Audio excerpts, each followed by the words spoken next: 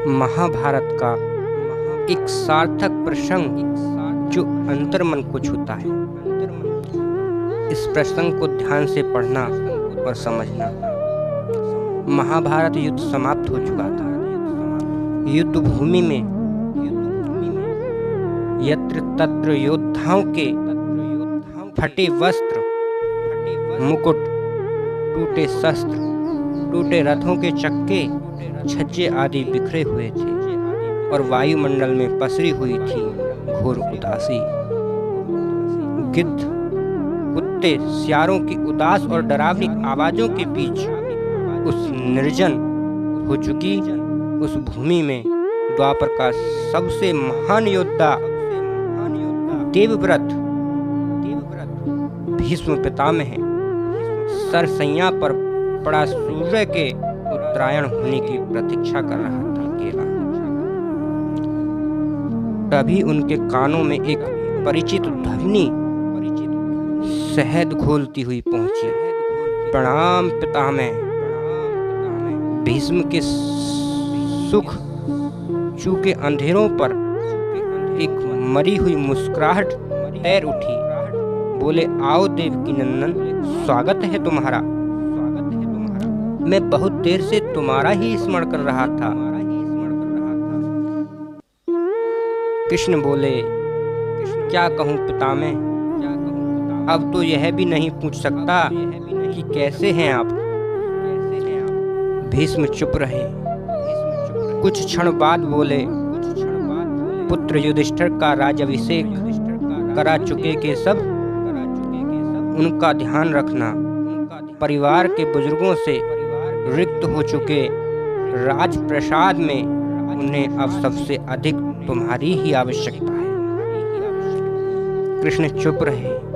भीष्म ने पुनः कहा, कुछ पूछूं कि सब? बड़े अच्छे समय से आए हो। संभवतः धरा छोड़ने के पूर्व मेरे अनेक भ्रम समाप्त हो जाएं। कृष्ण बोले, कहिए न पितामह। एक बात बताओ प्रभु, तुम तो ईश्वर हो न? कृष्ण ने बीच में ही टोका, नहीं पितामह, मैं ईश्वर नहीं, मैं तो आपका पुत्र हूँ पितामह, ईश्वर नहीं। भीष्म उस घोर पीड़ा में भी ठट्ठा के हंस पड़े। बोले, अपने जीवन का स्वयं कभी आकलन नहीं कर पाया कृष्ण, सो नहीं जानता कि अच्छा रहा या बुरा। पर अब तो इस तरह से जा रहा हूँ कन्हैया, अब तो ठगना छोड़ दे रे। कृष्ण जाने क्यों भीष्म के पास सरक आए और उनका हाथ पकड़कर बोले, कहिए पितामह। भीष्म बोले, एक बात बताओ कन्हैया, इस युद्ध में जो हुआ वो ठीक था क्या? किसकी ओर से पितामह? पांडवों की ओर से? कौरवों के कृत्यों पर चर्चा का तो अब कोई अर्थ ही नहीं है कन्हैया। पर क्या पांडवों की ओर से जो हुआ वो सही था? आचार्य द्रोण का वध, दुर्योधन की जंघा के नीचे प्रहार, दुशासन की छाती का चीरा जाना, जयद्रथ के साथ हुआ छल, निहत्थे कर्ण का वध, सब ठीक था क्या रे? यह सब उचित था क्या? इसका उत्तर मैं कैसे दे सकता हूँ पितामह? कृष्ण जी कहने लगे, इसका उत्तर तो उन्हें देना चाहिए जिन्होंने यह किया। उत्तर दें दुर्योधन का वध करने वाले भीम, उत्तर दें कर्ण और जयद्रथ का वध करने वाले अर्जुन।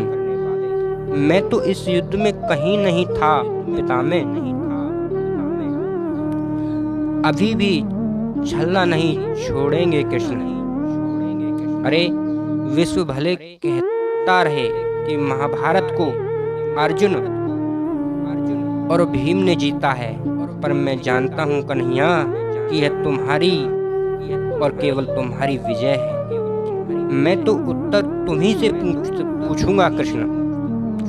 तो सुनिए पितामह। कृष्ण जी बोले, कुछ बुरा नहीं हुआ, कुछ अनैतिक नहीं हुआ, वही हुआ जो होना चाहिए।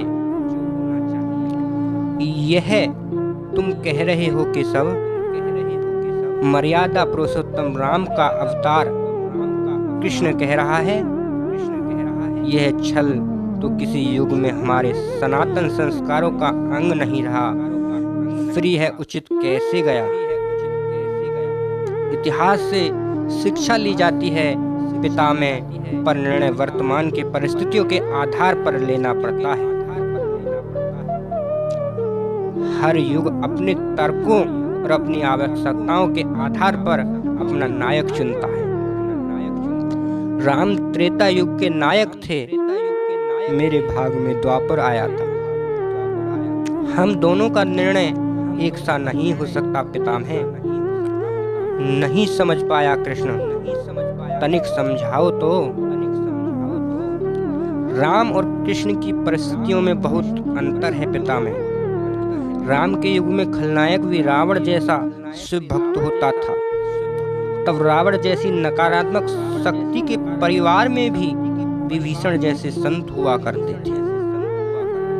तब बाली जैसे खलनायक के परिवार में भी तारा जैसी विदुषी स्त्रियां और अंगद जैसे सज्जन पुत्र होते थे। उस युग में खलनायक भी धर्म का ज्ञान रखता था, इसलिए राम ने उनके साथ कहीं छल नहीं किया। किंतु मेरे युग के भाग में कंस, जरासंध, दुर्योधन, दुशासन, शकुनी, जयद्रथ जैसे घोर पापी आए हैं। उनकी समाप्ति के लिए हर छल उचित है पितामह। पाप का अंत आवश्यक है पितामह, वह चाहे जिस विधि से हो। तो क्या तुम्हारे इन निर्णयों से गलत परंपराएं नहीं प्रारंभ होंगी केशव? क्या भविष्य तुम्हारे इन छलों का अनुसरण नहीं करेगा? क्या यदि करेगा तो क्या यह उचित रहेगा? कृष्ण कहते हैं, भविष्य तो इससे भी अधिक नकारात्मक आ रहा है पितामह। कलयुग में तो इतने से भी काम नहीं चलेगा। वहाँ मनुष्य को कृष्ण से भी कठोर होना होगा, नहीं तो धर्म समाप्त हो जाएगा। जब क्रूर और अनैतिक शक्तियां सत्य एवं धर्म का समूल नाश करने के लिए आक्रमण कर रही हों, तो नैतिकता अर्थहीन हो जाती है पितामह। तब महत्वपूर्ण होती है विजय, और केवल विजय। भविष्य को यह सिखाना ही होगा पितामह।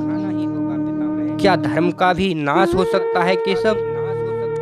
और यदि धर्म का नाश होना ही है तो क्या मनुष्य इसे रोक सकता है?